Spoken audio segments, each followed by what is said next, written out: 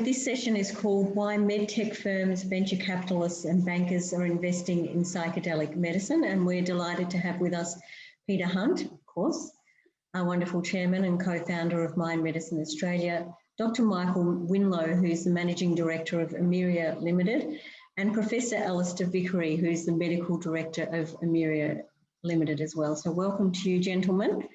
And we'll go to the next slide. Thank you.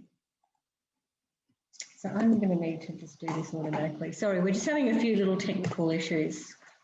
Thanks. So just a reminder again that we are wholly focused on the clinical use of these medicines, and we do record these webinars, and this webinar will be available on our YouTube channel shortly, and we invite you to share it with others if you enjoyed it. So here we are with this major mental health crisis, and it's getting worse. Before COVID, 1 in 5 Australians with a mental illness, 1 in 8 Australians on antidepressants, including 1 in 4 older adults, 1 in 30 children. And these numbers are escalating. And an estimated 1 in 2 of us to suffer a serious mental illness in our lifetimes. There's been no improvement in treatment outcomes over the past 50 years. And in the case of depression, only 30 to 35% of sufferers are getting well through current treatments, which is mainly antidepressants and or psychotherapy.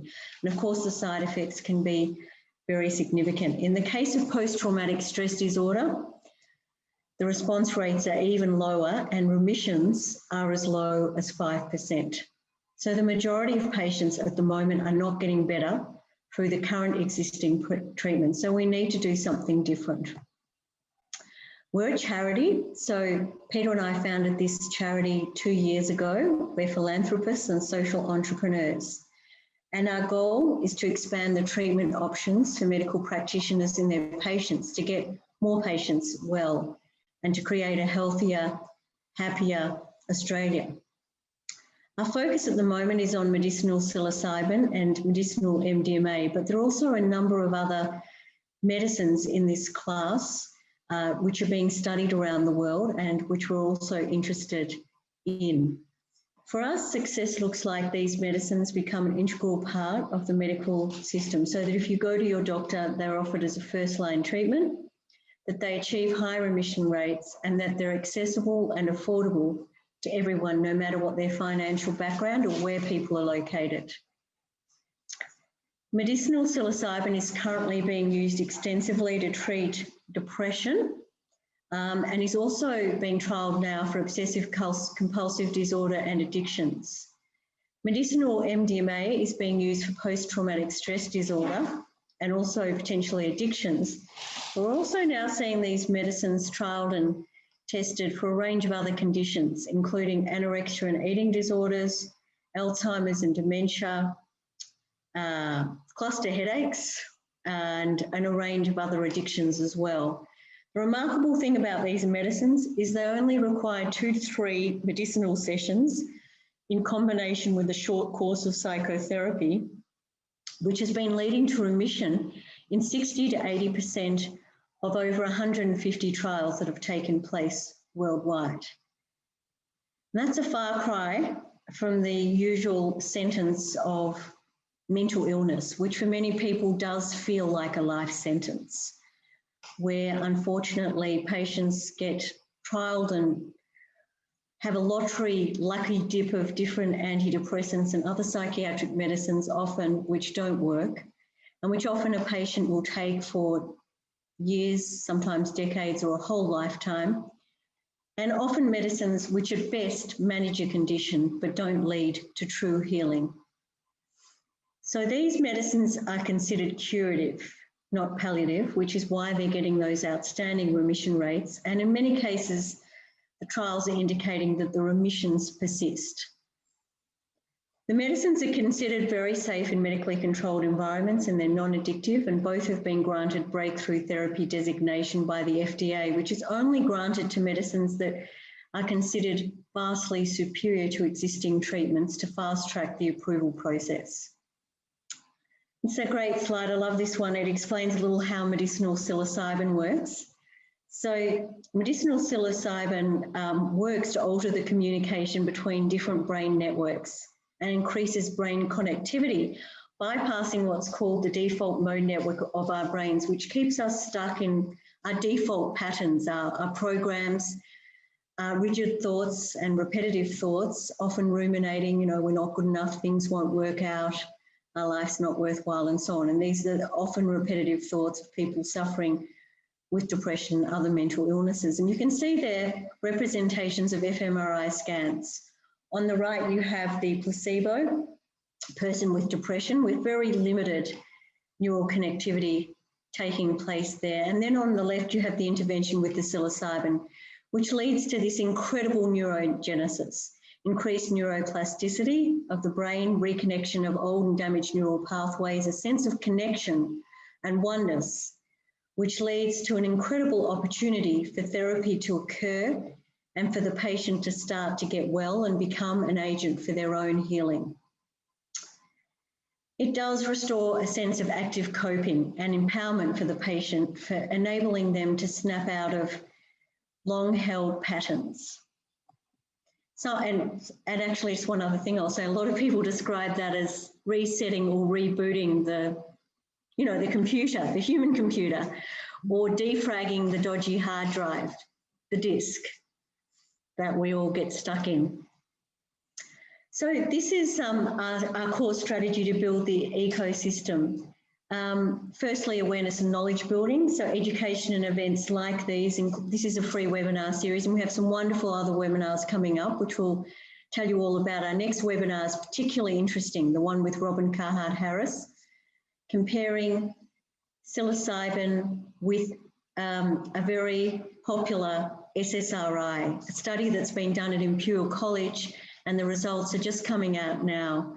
And they're showing an enormous significance in favour of psilocybin over the SSRI. We're also very interested in generating awareness and education around Australia through our chapters. We have over 25 chapters in Australia and 4 in New Zealand, which really build grassroots awareness, educate members of the community, raise important and necessary funds towards our huge mission. And we have a major international summit in November in Melbourne with some of the leading researchers, psychiatrists from around the world. We've also started the first ever certificate in psychedelic assisted therapies in the South Pacific. And we have at the moment a group of nearly 50 psychiatrists, psychologists, GPs, physicians, addiction specialists, social workers and others who are participating. They're halfway through the very first intake of that course, and the feedback is just extraordinary for the course. We're very excited about it, and the faculty includes some of the leading teachers, leaders in this space in the world. So if you're a therapist on this course or know someone, encourage them, because our second intake is also nearly full, and we have intakes planned for 2022 and ongoing. We're also looking up at setting up the first Asia Pacific Centre in Emerging Mental Health Therapies in partnership with a couple of significant universities for applied research and development, looking at the manufacturing and other rollouts of the medicines. And we're looking at the ethical and legal frameworks for these medicines as well, and have recently put in rescheduling applications, which many of you will know about, and we've just put in our final submissions challenging the interim decision of the TGA. And those submissions are now available on our website, and we encourage you to have a look at them. We also have a psychological support service to support integration of those who are working with these medicines and need more guidance, because it is very important to say that this is about psychedelic assisted psychotherapy. It is the medicine, the psychedelic medicine, alongside psychotherapy that creates the healing outcomes and the incredible remissions that are being seen. Finally, we're looking at the rescheduling, the rollout of clinics.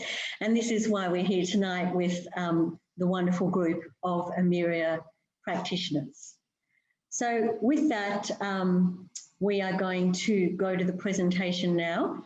But I just do think it should all be on one computer, because otherwise it's really hard, because I'm turning my head the whole time. Thank you. It'll be much easier if everyone can look straight ahead.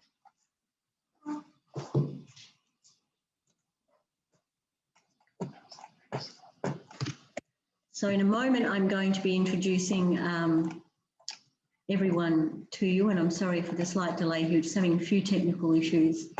We just hope to get this all onto one screen. That would be best.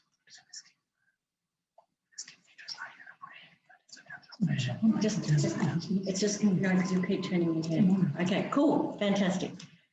All right. Sorry, everyone.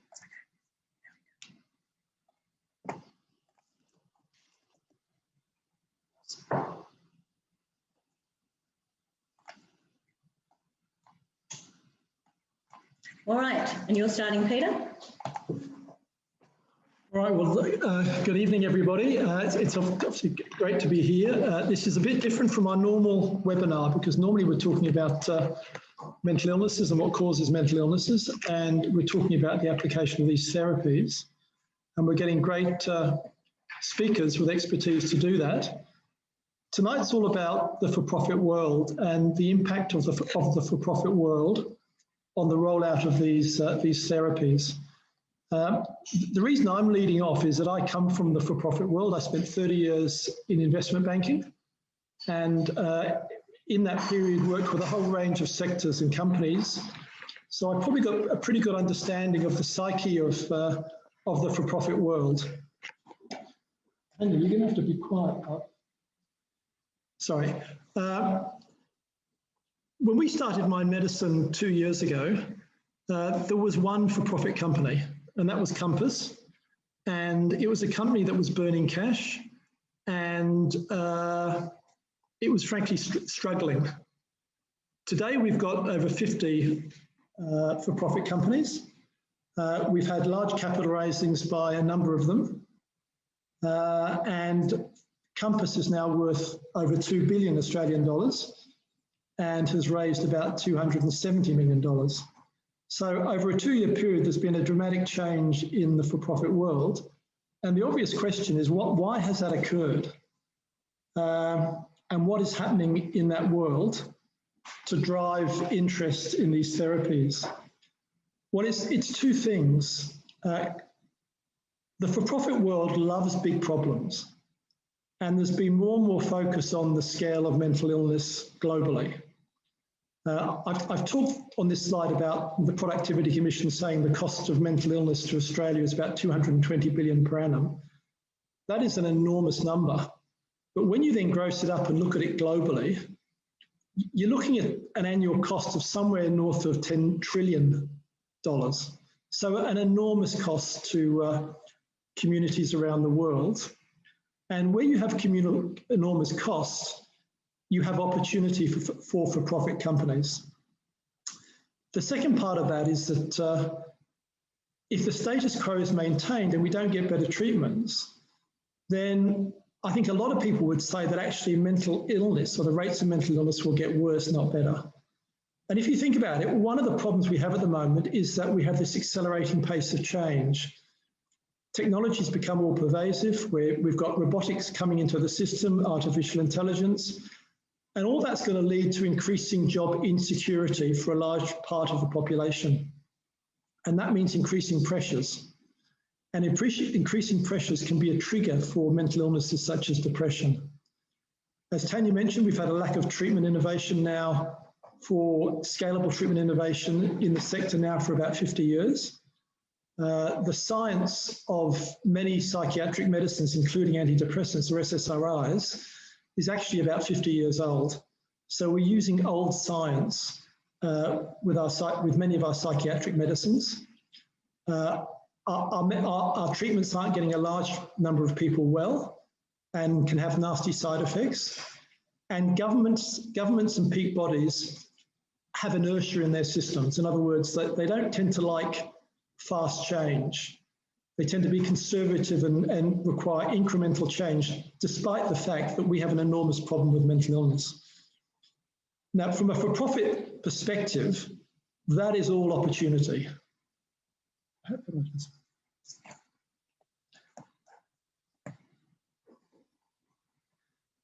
The second part of why the for-profit world's interested is that psychedelics are coming of age. You know, we're seeing high remission rates in the trials that Tanya referred to, particularly with depression and PTSD, minimal side effects, therapies that are curative rather than palliative, the potential to expand these therapies into other mental illnesses. And I've listed some of them there, but I could have also put there anxiety disorders, the breakthrough therapy designation, which has raised the profile of these therapies, and the fact that when you do the economics, whilst there's a significant upfront cost, if you measure the upfront cost against a lifelong cost of somebody being sick, the upfront costs are good economics. So you put all that together, the prospectivity of these medicines and the big global problem, and that's something that entices for-profit companies to come into the space. And this is where it gets interesting. And what I've done here is I've listed the 3 core areas where for-profit companies get interested. The first one is developing the medicines, and I've listed there psilocybin, MDMA, other known psychedelics and variations, and I'll come on to what I mean by that in a minute.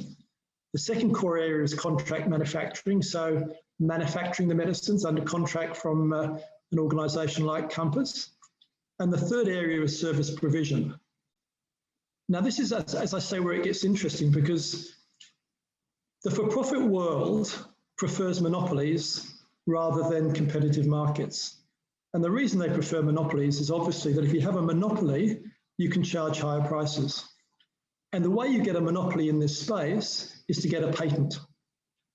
Now, the obvious response to that is, well, you can't patent psilocybin because it's been around forever and it comes from mushrooms.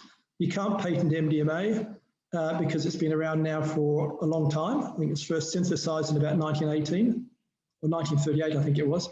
The other known psychedelics have been around for a long time. So where is the patent opportunity? Well, the patent opportunity is creating variations of the molecules and using those to get people well. And you'll see with virtually all of the for-profit companies that I'll talk about, most of them are looking to vary the molecules to try and derive patents, because patents maximize profitability, and by maximizing profitability, you maximize share market rating. So patents are the preference. If you can't get patents, then you go for what's called data exclusivity.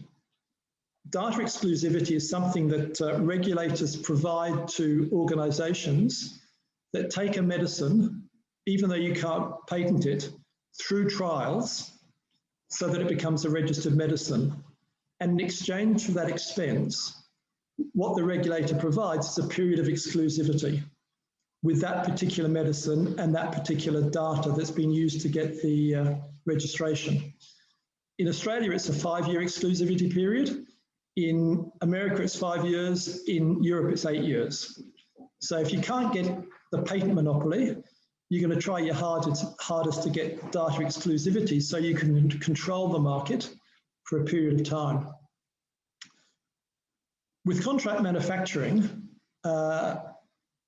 it's always going to be open market. So the contract manufacturer is going to struggle to pay to generate big margins, and we'll be looking for volume. Again, with service provision, whether it's contract research, training, actually treating the patients, whether it's high-end or mid-market or low-end, that's also going to be open market. But there will be a first mover advantage.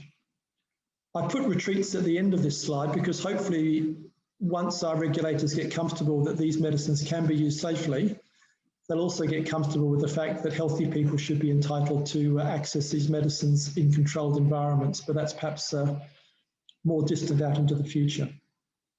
So that, if you like, is the roadmap to think about the companies that I'm going to talk about as we go through this presentation. And from the perspective of users, we want these companies to be in competitive markets. We don't want them to own patents, because that gives monopolies. And frankly, we don't really want them to have data exclusivity either, because all that will do is delay open market competition, which will drive down prices and hopefully drive up service provision. So I won't go through all these companies laboriously, but when you look at these companies, a large number of them are trying to generate patents because that's a way of generating maximum profitability. So, you know, Compass, which is the gorilla amongst psychedelic companies, that's already tried to get a patent for a variation of psilocybin, unfortunately failed. You've got other companies on this list like Mind Medicine seeking patents for variations of existing psychedelics. And so just on the former, as I said, Compass has already raised about 260 million US. Mind Medicine has raised about 160 million US. So now they're starting to get real grunt in terms of financial capabilities. And then you look through all these other companies and again, some small, some large, but probably around 50 now. None of them have clearly defined business models. They're making it up as they go along, but they're all looking to get high share market ratings, which enable them to raise capital at the cheapest possible prices. All right, so I've talked a lot about monopolies and issues associated with monopolies. I guess the obvious question now is, why do we need for-profit companies? You know, why don't we just leave this to not-for-profits like MAPS and to government and for service providers? And I think the argument is about why we need for-profit companies is simply this, that there's massive inertia in our system. And that massive inertia is shown, for example, by the interim decision on rescheduling, which when you look at the delegates' reasons are incredibly superficial.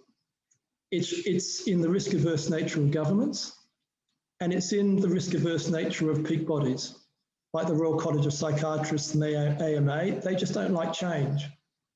There's also vested interest in the system, be it existing pharmaceutical companies, peak bodies, some medical practitioners.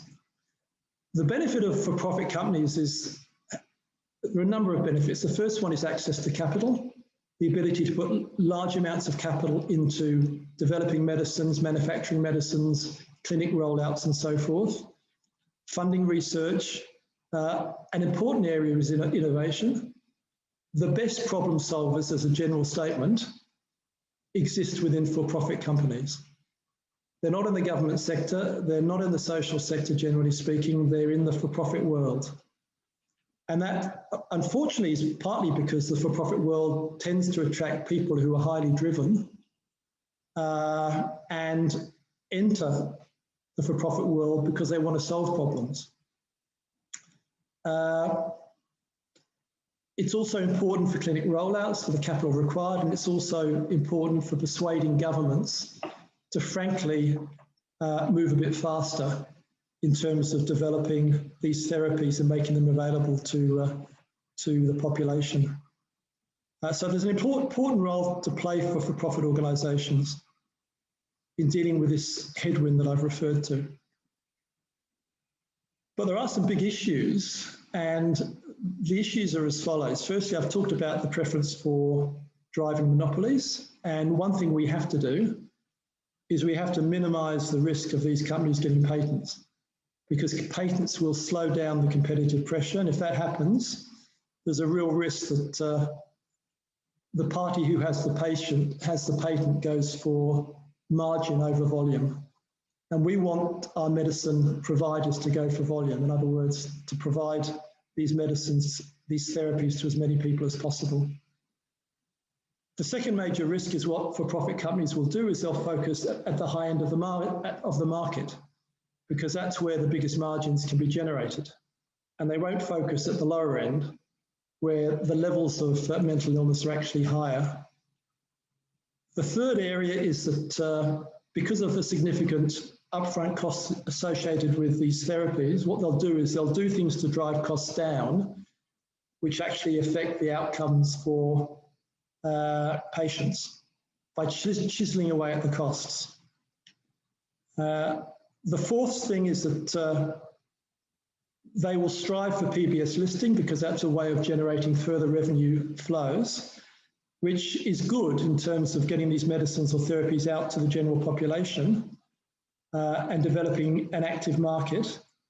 But we've got to make sure that, as I say, that as the market develops, the for-profit companies focus on the total market, both high-end, mid-end, and the general population.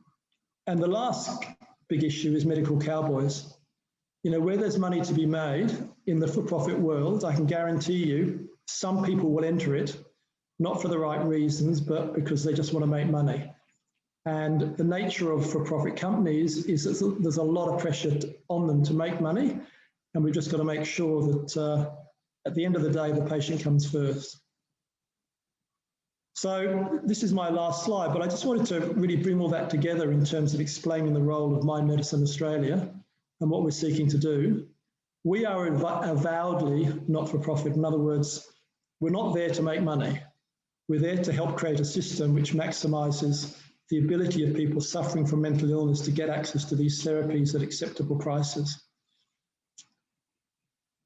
For us, it's all about developing the legal pathway, which we're trying to do now with rescheduling, supplying the medicines at the lowest cost. And as I think I've said before, we now have a long-term supply agreement with a manufacturer in North America at very reasonable cost, developing the education at world's best practice.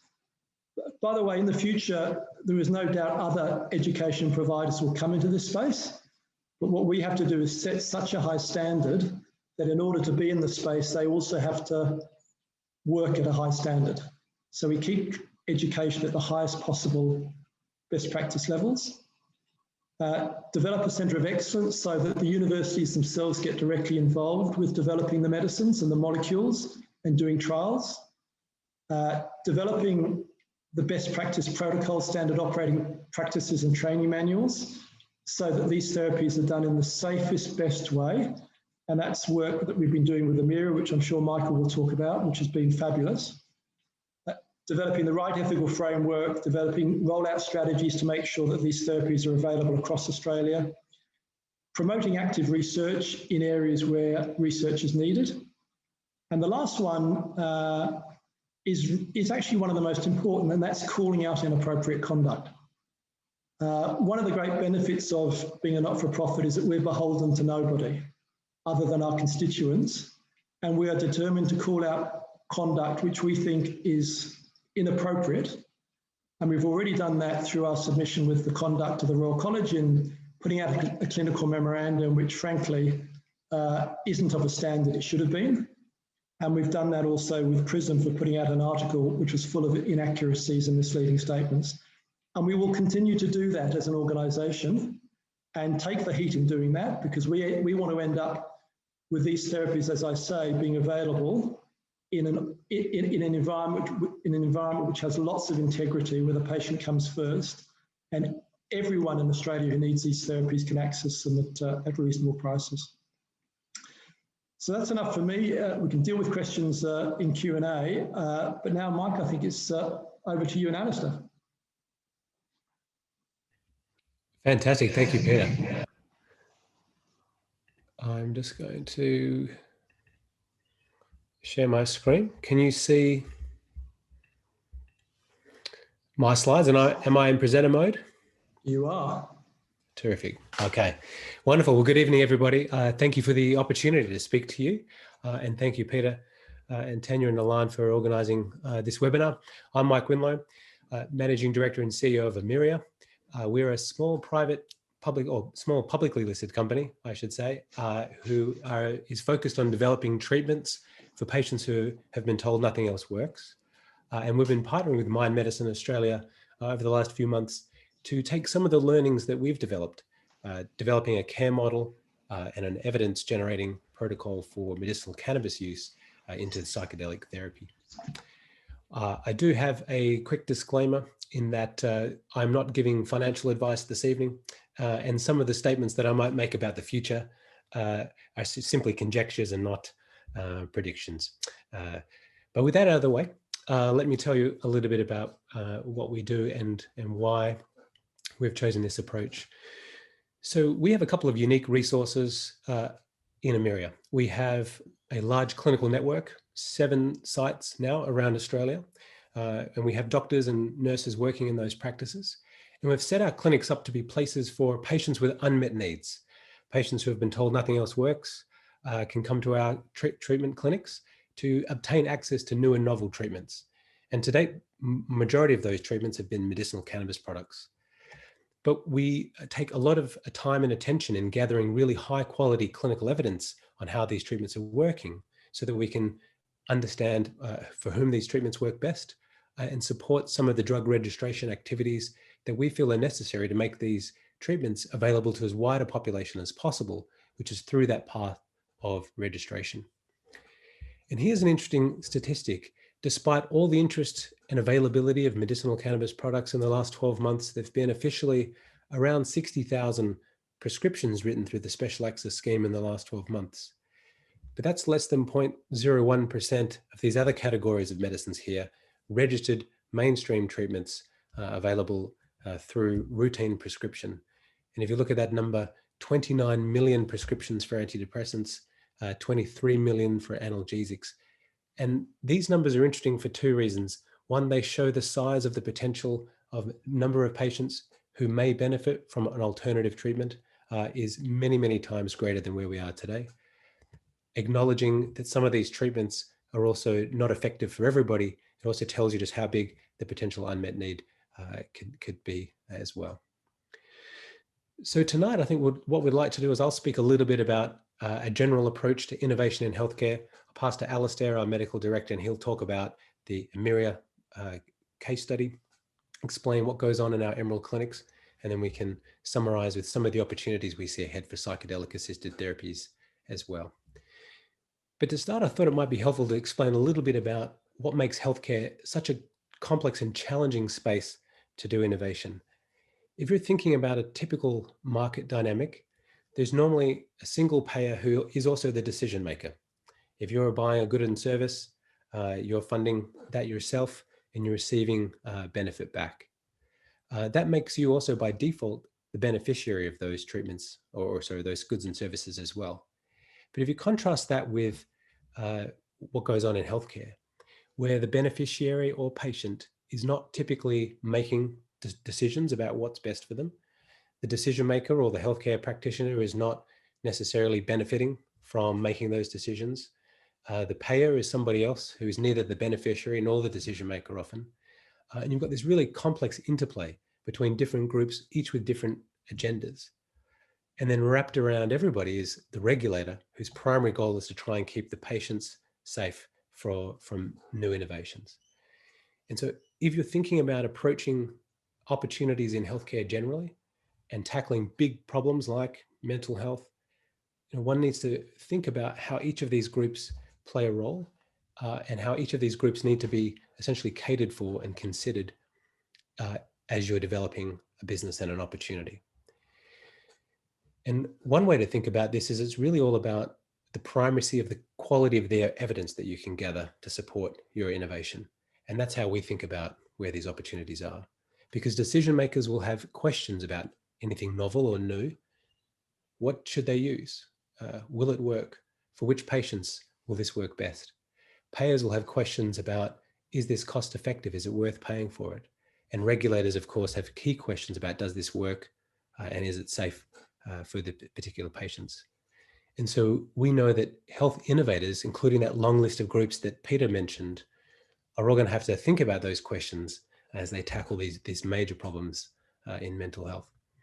And so how Emyria is responding to this and where we think a key opportunity lies is in to develop new models for generating evidence while also providing care. Because typically most of the way evidence is created today is through the conduct of clinical trials, which can be long, complicated, and very expensive. The emphasis is on data quality and integrity, much more so than treating patients. But with clinical trials, you get a good answer to the question, is this efficacious? And is this particular compound or treatment or medical device safe? Out in the real world, though, as we like to say, in healthcare practices, where there's all sorts of variants of patients and habits, we are faced with a different dilemma, because in this space, this is the true test of whether a treatment is effective or not. But healthcare systems are not typically designed to do a great job of collecting data. They do a great job of serving the patient, but certainly data quality is not often their priority. So at Emyria, that was one of the challenges we thought we could tackle. And it made sense to be a private company tackling this from the outside than trying to work change, say, inside a health system. I have particularly intimate knowledge, I guess, of clinical trials, having been a CEO of a clinical trial site, a not-for-profit phase 1 unit here in Perth for 4 years before joining Emyria. And what really attracted me to the Emyria opportunity was this potential to push this frontier, to try and do a better job of gathering data and evidence, while also being able to care for patients and provide access to new treatments while they're receiving treatment. And we know that regulators are taking a deep interest in this real-world evidence, and they've somewhat recognized that traditional clinical trials often involve participants who don't look like patients in front of most health practitioners. And so they're very, very eager to understand how they can better use real-world evidence to support regulatory decisions. And as innovators thinking about this space, developing treatments, this is, I think, presents an opportunity for innovation. But psychedelics have a couple of rather interesting, unique challenges to them. As Peter mentioned, what are the commercial incentives for for-profit companies to develop compounds when in a space where maybe there's limited patent protection? We face this in the medicinal cannabis space, where there is no patent on the chemical compounds. And so you have to think of innovative formulations or insights on where these treatments work best. And so what that leads to is that a lot of innovation may require compound modification. And we've got some examples of that with ketamine, which you may have heard of, where they're able to find a certain isomer that was particularly good for treatment of depression. And that created a new patent opportunity, extended the patent life, and again, preserved that monopoly over a particular treatment, which did lead to high margin cost for those treatments, I guess. The other great challenge, though, that regulators have is how to advance from approving a compound based on the performance of that particular chemical entity in well-controlled clinical studies to administration at scale to multiple patient populations in a consistent and standardized way. And this is actually one of the really key challenges we think a lot about in our partnership with Mind Medicine Australia, is how can we develop a scalable, standardized, evidence-based care model that supports the delivery of these treatments. And so what we're anticipating is that regulators are probably going to need to approve the compound and the protocol for administering the treatment. And there's at least one example that we can think of that's similar to this, although it's in completely different therapy space, is Botox, which I'm sure many of you have heard of. Botox is a prescription medicine, but it's only available to doctors directly. Patients can't take a prescription and receive this drug, take it home and self-administer it. It can only be given through a practitioner. And so maybe there's a model like that that needs to be considered for the psychedelic assisted therapies, where the care and attention is so integral and important to the therapeutic outcomes. And so that allows us to maybe start thinking about, how we might be able to create value here in the chain. So if we're starting here today, we're actually knocking at the door of, we need clear regulatory pathways. Hence the submission from Mind Medicine Australia to lobby from that descheduling from Schedule 9 to Schedule 8 for MDMA and psilocybin. Once there's space on the shelf for registered treatments, that's going to build up some momentum about truly supporting these treatments and making them, or helping them become mainstream. For that, clearly we're going to need evidence around efficacy and safety through either clinical studies or real-world outcome trials. Then eventually the end game, though, is that these treatments become mainstream, available to those who need them most. And that's going to require partnerships and integrations between payers and insurers and healthcare systems as well. And then sitting in the middle, perhaps where the opportunity might be, is innovative care models that can kind of draw the bridge between these two scenarios. And I think that's where, if you're an innovator or thinking about where to support innovation, you might want to put some of your attention. And in a moment, we'll talk a little bit about what we're doing with Mind Medicine to kind of address that that opportunity as well. But now what I'd like to do is maybe hand over to Alistair, and he can talk about the Emyria case study, particularly how our clinics, Emerald clinics, perform, and how we're running those centres, and how we might take the learnings from that into this new space as well. Alistair, over to you, and if you give me a nod, I'll advance the slides if you like. Thanks, Mike.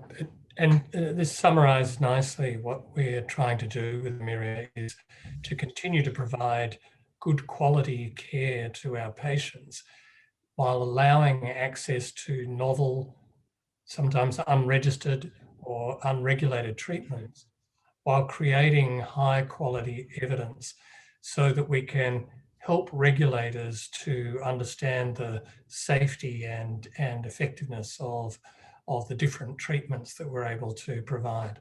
Thanks, Mike.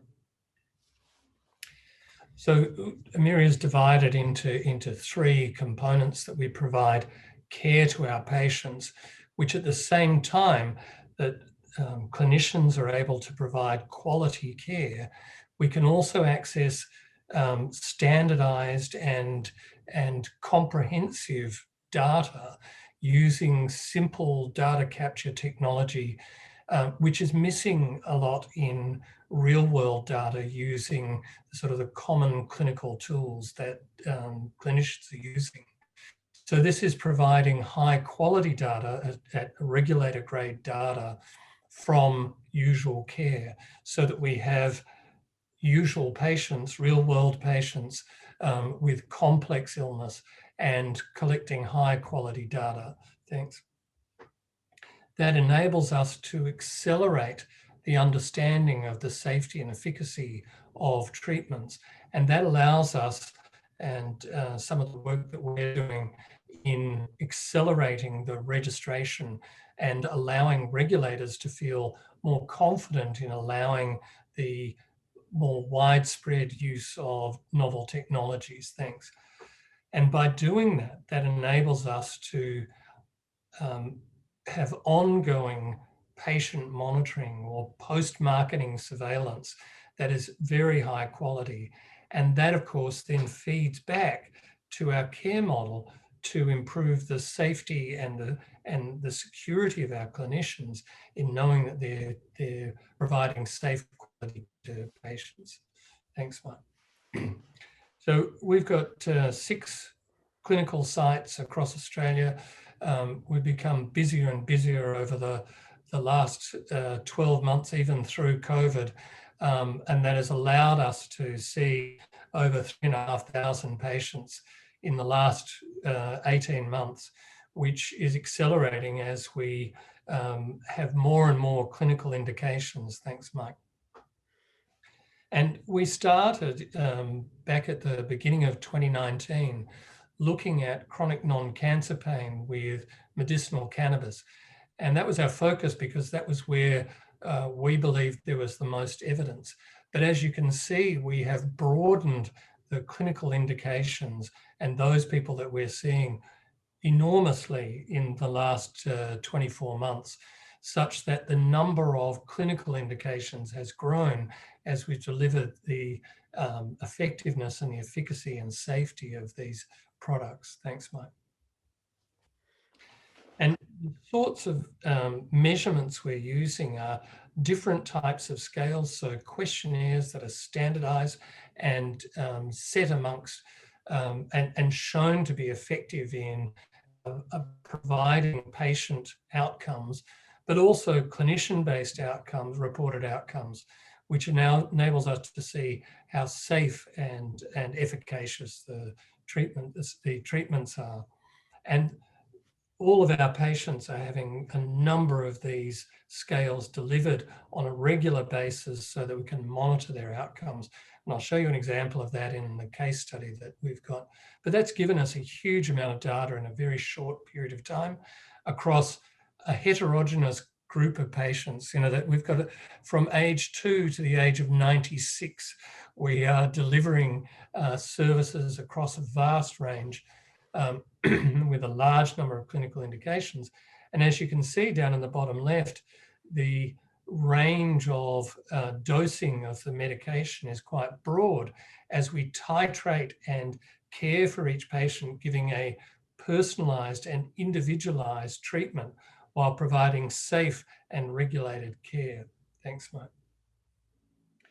So that gives us Bob, who obviously this is not his name, but Bob came to us after nearly 30 years of chronic non-cancer pain. He'd exhausted all conventional therapies, and he'd already been told there was nothing else that anyone could do. And so we were able to try out medication on Bob to try and improve his condition while measuring and monitoring the entire time. And that enabled us to find the right dose at the right time for Bob to get the best outcomes. And as you can see, he was a Vietnam vet who was injured in '69. He had PTSD and peripheral neuropathy from Agent Orange. And he was taking a wide range of concomitant medications and had seen every specialist that he could see and prescribed medicinal cannabis for him. And on the right, you can see an analysis of the scales that we've been measuring with Bob, which gives us a real-time understanding of his improvement. And you can see that the standardized scales on the left, the pain severity scores, his insomnia and his depression, anxiety, and stress all reduced over the time that we saw him in those 6 months. I actually saw Bob a month ago in our clinics. It's now 2 years since he started with us. He's still on the same dose and he still has the same outcomes. And he said to me, you know what, Alistair, it's the first time I can sit at my family's table and sit with my grandkids and eat dinner with them because I no longer have the pain. So it's a fantastic outcome. Thanks. Terrific. I hand back to Michael to talk about how we can move out in the future. Thanks, Mike. Yeah, thank you, Alistair. Appreciate that. So just a couple more slides here to explain a little bit about what we're doing with Mind Medicine Australia and how we're taking some of the learnings from what you just heard to help with some of the challenges around the delivery of psychedelic assisted therapies. So one of our primary goals here is really to develop this ethical and robust framework for gathering evidence. And so the goal here is to develop the protocols and the clinical care model that allows us to offer personalized care that is driven by the very best in evidence, but also allows us to help answer some of the key questions which we are anticipating will be there in the minds of regulators and health payers as well. And so what that is looking like in practice, I could just sort of allude to it as we have we're designing, a care program. This is still under development here, which is why I'm maybe reluctant to show all the fine details. But a lot of thinking has been gone into making sure that this is evidence-backed, it's systematic, it can be scalable, essentially building a playbook for delivering these treatments safely to help reassure uncertain regulators that these treatments can be done in a safe way. We're going to lean heavily on our experience and expertise at Emerald in treating for a range of complex patients here to add, I guess, reassurance that we can do this safely. And the goal here is to try and do this in a practical way as well, that we do need to involve our patients in capturing and gathering some of that evidence, but we don't want to do that in such an imposing way that it we interfere with the therapy. But it is worth pointing out that to do this properly does require the use of standardized, validated assessments. Many of these do have fees associated with them. Some of them require special training to administer. But the advantage of using these kinds of tools is that you can start to answer some of these questions about are these treatments working and for whom, and are they cost effective? And I think that's going to be really important as we go forward. And what we'd like to get to is a low friction care model where we can also generate evidence from these patients as they go along as well. And then use that data to support other innovators and make that available for new innovators in this space. On the final couple of slides here is just a table here comparing the two markets that we just spoke about, medicinal cannabis and psychedelics. In some way, medicinal cannabis is where psychedelics was, but maybe but just a few years ahead. Medicinal cannabis was descheduled from 9 to 8 in 2016. and that's created a huge investment interest, particularly in Australia. But there are some sort of important differences here. Most of the treatments are unregistered in medicinal cannabis and available only through special access programs, whereas today, most patients are only able to get access to psychedelic therapies, at least the medicinal kind, through formally approved clinical trials. So much tighter and more restricted access for psychedelics. Many of the medicinal cannabis companies, particularly in markets like the US or Canada, also have recreational business lines involved with them, which I think does create some confusion as to, I guess, the primary focus for some of these companies, whereas that's much less common for the psychedelic companies. The care model also for medicinal cannabis can be very, very highly variable. In places like Canada, it's simply an authorization, a permission slip from your doctor. You can go and pick up whatever you really want. For psychedelics, I think the care model is going to be really integral to how these treatments are accessed. Obviously, the dose management is different, and the treatment duration. The hope is that with psychedelics, it could be short-term and very effective interventions rather than chronic long-term use, as with other typical drugs. And so I think that just points out really on the last slide here, where some of those opportunities might lie. I think clearly there is areas for lots of new innovation around novel compounds and advanced and enhanced treatments that would still need to start early on that regulatory pathway. We're beyond that now, though. We're in this space of innovative care models, lots of opportunity for clever, focused training programs, new care models, innovation that can help patients with integration, self-care, facilitation as well. And I think the future is looking really, really bright. One of our core values at Emyria, we have three. We talk about curiosity, courage, and a caring spirit. And I think this new endeavor, being on the front line of something new, does require a bit of courage and curiosity. And so I hope you have some questions to that point, actually, for us, and we'd be happy to answer them. So thank you, Peter. Over to you.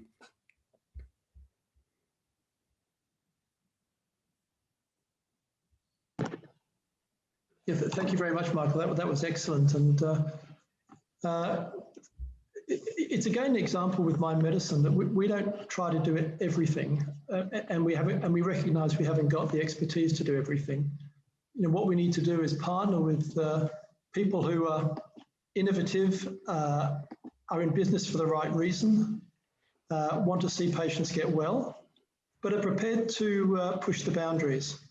And with the relationship with Emyria, what we're doing, led by Michael and his team, is developing best practice protocols, standard operating practices, procedures, training manuals, so that they become, if you like, the standard for practitioners in Australia.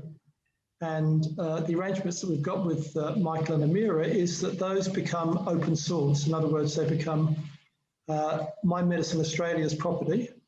And as an organisation, we're an open sourced organisation. So as I say, the aim is to set the standard and then make sure that others live up to that standard, so that we don't get any bad stories about the use of psychedelic therapies, and that the stories we get keep reinforcing the regulators and the medical profession that these medicines can be used incredibly effectively as part of therapy to help patients who aren't getting relief from the more traditional therapies. And Michael, that story of Bob is fabulous. It's to see a girl like Bob with all those problems and with all that psychological distress, getting, the thing that I found fascinating about it is that he'd gone to conventional medicine, which had failed, medicine that's supposed to have gone through trials to get registered. He'd gone to Emyria and been given unregistered medicines that haven't gone through the same trials, but demonstrably have generated good results in patients. And it's good to see, frankly, that our medical system is adapting to the fact that evidence can come not just from clinical trials, it can also come from experience in the field, which is what that example showed. So with that, if there are any questions about Michael's presentation or Alistair's presentation or mine, please ask through the chat. This is a developing area. And as I said before, we've got to make sure every time we're best of breed, and we set the standard for others to follow. And I'm, by the way, much more optimistic, Michael, than you are about the size of the psychedelic-assisted therapy market globally. Because if you look at what's happening to for-profit companies and their market capitalizations, that's setting an expectation. I think you're right. Yeah, they're the only official figures I could find, I'm sure. All right, well, are there any questions that people have that they'd like to raise? Let me just... There's maybe a couple in the chat line.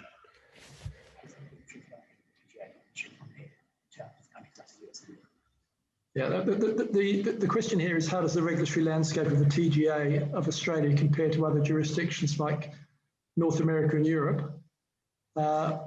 I'm happy to have a go, Mike, but would you like to have a go? Sure. I mean, I can share a point of view. I think major regulators like the FDA and the EMA in Europe are typically much better resourced than, but comparatively to the TGA. They see a majority of first-in-world treatments typically present at the FDA and EMA. And so they're accustomed to being right at the bleeding edge. Australia being a much smaller market means that the TGA is usually the second or the third or fourth group to see an approved drug. And so typically they're just looking at drugs that have already made their way through regulators elsewhere.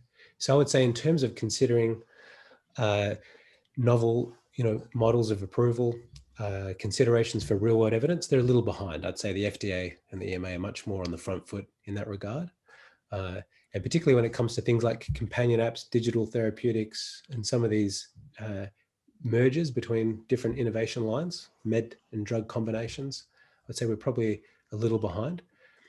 But to their credit, they've typically followed the lead of innovative groups like the EMA. And so often if they've done something innovative in terms of regulatory policy, the TGA is not often far behind in following there.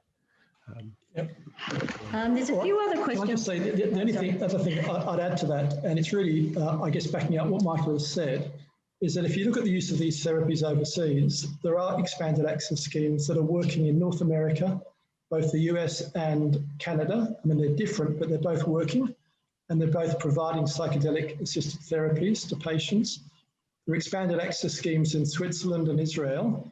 At the moment, we're trying to get psilocybin and MDMA rescheduled so that the Australian special access scheme can work. So we are behind, but hopefully we will rapidly catch up if we actually get these medicines rescheduled to Schedule 8. Yeah. Okay. Shall we read out the next question? Yeah. So the question, I'm trying to work out what the question means, but I think it means in relation to psychedelic assisted therapy treatments via the SASB, will the data be available? Michael, did you want to, or you would Peter comment I think what they're saying is that as and when we get the SASB scheme working, which requires state-based approvals in addition to the TGA approvals, and as you get data back, Michael, from actually utilising these therapies with state and federal approval, government approval, what actually happens to the data that you're getting back? Does it stay with Emyria? Does it go to the TGA? What actually happens to it? Yeah, so for our medicinal cannabis products, most of the data stays with us. And as we build, as it grows, and as it reaches a scale where we can ask meaningful questions of it, then we typically take the lead in doing that. We have our own in-house analytics team, and we find out, which patients are getting the best responses. Sometimes it's as simple as, let's look at chronic pain patients. What's typically the best treatment for that group of patients, and can we learn from that and advise our clinicians accordingly based on the real world experience? If we're looking to develop a treatment, either ourselves or with a partner, then some of that data can be used to support strategic trial design. Because even at the end of the day, we're still unlikely to avoid the need for a trial, but we can do a much smaller, to the point, strategically focused clinical study against placebo. And we can use our data to de-risk that trial program, those pivotal studies. And so our data is very useful for that. Our ultimate goal, though, is to use the data to accelerate the registration of these treatments, to make them, to support them in becoming routinely prescribable treatments, and take away some of the hindrances that exists in the Special Access Scheme program. Yep.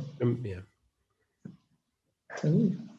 So the next question, I think for you, Michael, is Michael mentioned that market dynamics are complicated for innovation due to various parties and differing incentives and decision-making. How likely is a direct-to-consumer market for psychedelics? Whoa.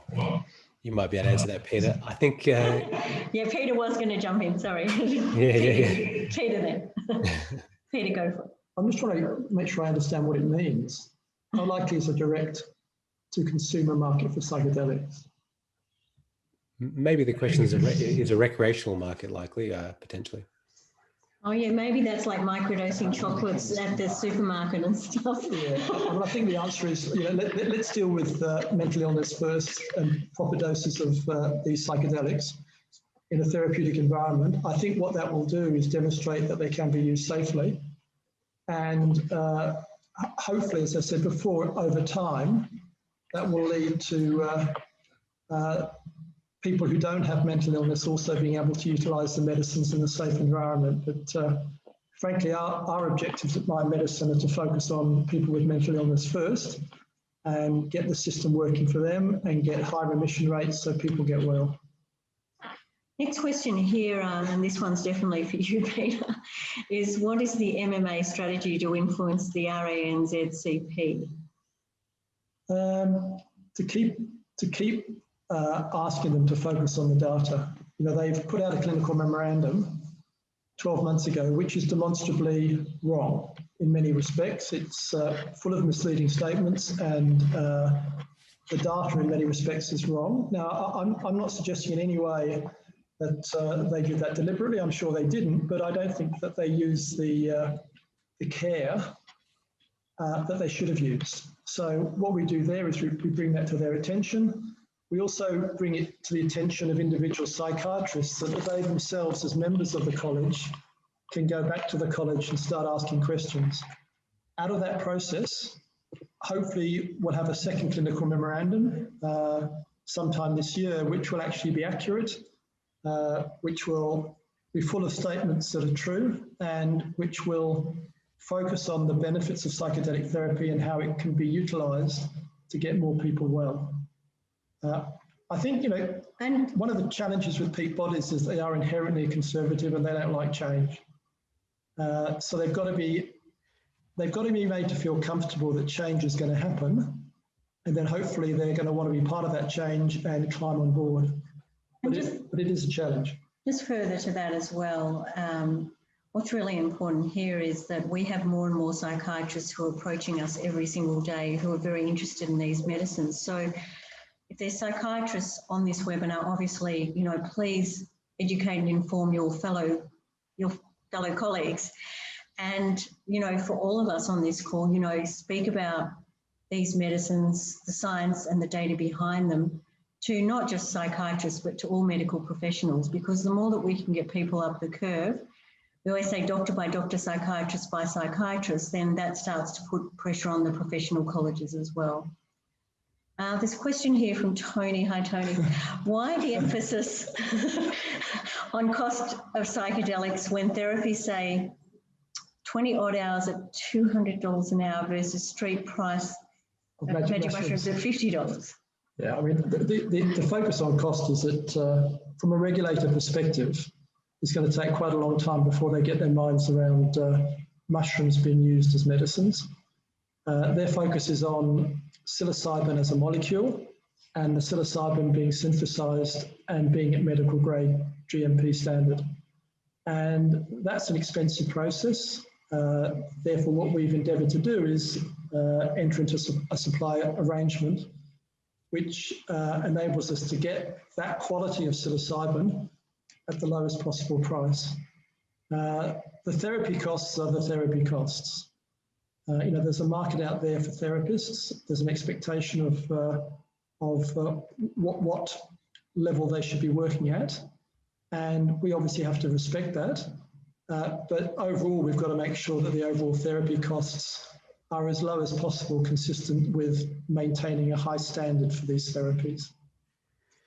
Okay, there's quite a few more questions, so we might just quickly ask them so we can I love that one. Has the TGA assessed alcohol for safety?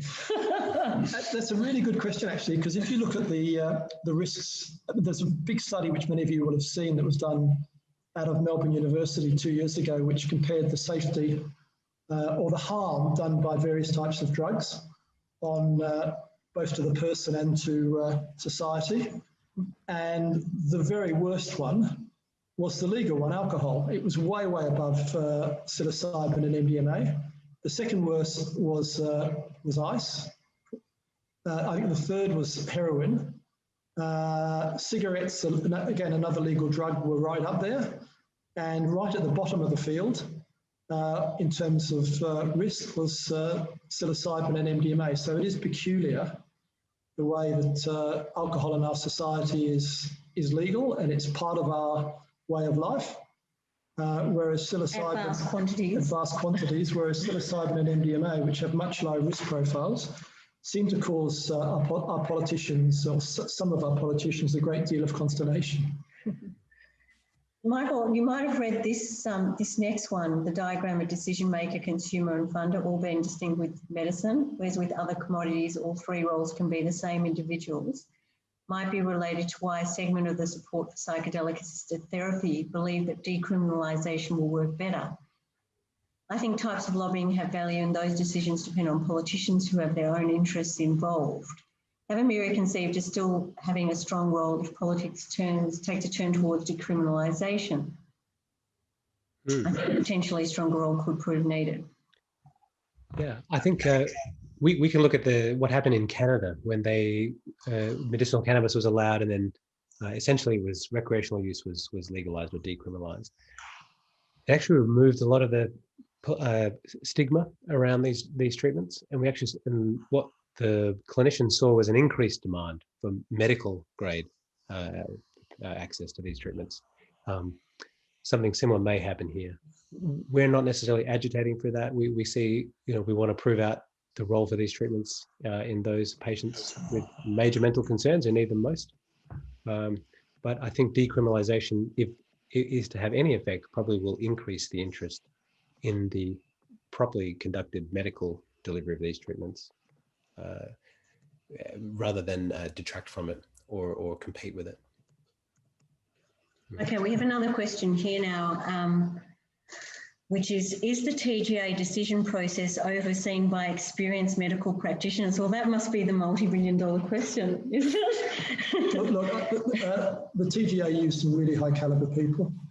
So I don't question their scientific research capabilities. I don't know the extent to which they have mental health professionals as part of the advisory committee advising them on just how bad mental illness is in our community and the problems associated with current medications. I'm sure they do. I'm hopeful that with the submission we've just put in, or submissions, we're going to find that the final decision is to reschedule. But starting and running Mind Medicine Australia, you've got to be an optimist, otherwise you wouldn't do it. So we'll keep our fingers crossed. If we fail this time around, you can bet your life we're going to be making a new application very quickly. And we're going to be maximising our interface with politicians and regulators. Next question. Sorry, I'm just trying to post the TGA submissions so that everyone can see them. This is from Rob Wright. We have a residential addiction recovery community in regional Victoria, some addicted to painkillers, all needing to access the underlying pain causing the addiction. Initially, can we access Emyria services for pain relief? Certainly. Yes. That was a very straightforward answer. That was one. Yes. Can you read the next one for me, Michael? I just want to post this in and I just can't see. It just says, thanks for a great discussion is what I can see. Is that? Oh, okay, no. I'm just trying to post this TGA link and I'm having terrible trouble seeing. Where did you find this? That might be it for chat room questions. Sorry, we're just going to put them here. Just one moment, everyone. Great. Fine, just here. Not the excerpts, it's the full submissions. Sorry. Just One one moment. if you'd like to email me at my email, give me a personal message and we can sort that out for you. Thank you. Okay, so Ilan, I think we'll just put on, we've just got a couple of quick slides to show you, and also the upcoming webinars, which are very exciting. So we'll just show you those very briefly. We should finish within the next, hopefully 5 minutes. Thank you. Oh, and just a call to action. You know, we are a charity, as you all know, and so we really would gratefully welcome your donations, large or small, to Mind Medicine Australia, because we can't do this alone. This is our psychological support service, which provides support to those who are using the medicines or need other support. We have psychotherapists and psychologists all over Australia.